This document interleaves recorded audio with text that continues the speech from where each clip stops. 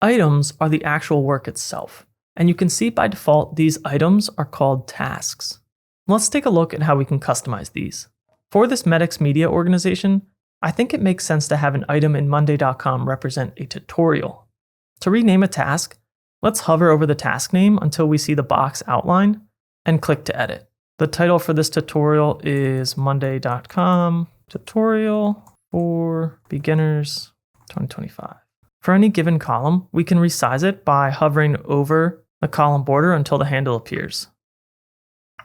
We can do the same with the left-hand menu to give ourselves more or less room. Moving to the right of item name, this icon will show the update conversation on the item.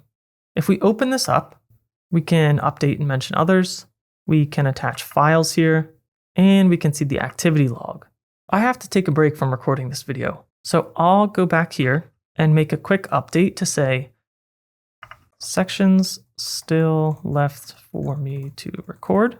Then up here in the toolbar, we have some text editing options. I'll add a checklist, and then I'll note down my remaining video chapters to remind myself where to pick back up.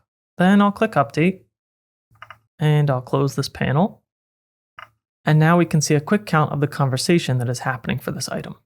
Under person, we can add or remove a team member. I'll show you how to invite someone new shortly. Next, the status column is flexible to fit your needs. By default, we have statuses of working on it, stuck, done, and this default status. But I want to modify these options to better match our video workflow. So let's click on Edit Labels here. For each of these, we can edit the label value, we can change the label color, and we can add entirely new labels. We can also rearrange the order of the labels with this handle that shows when you hover on the left, and each label has a 3-dot menu. This is where you'll find options to deactivate or delete labels. But take note that if we were to look at the menu for this status, we can't delete a label that's currently assigned to an item. Also, this default label that is assigned the color gray is special. If we open that menu, we can't deactivate or delete the default label. This is the status that will automatically get assigned when you create a new item. You could leave this label blank, but not start it as most fitting for us. I'll take a few minutes to customize my labels. I'll apply these. Finally, we have a date field. If we click on this date, it will bring up a calendar picker, and we can toggle the time on and off if we need that. I'll date this task for some time later in the month.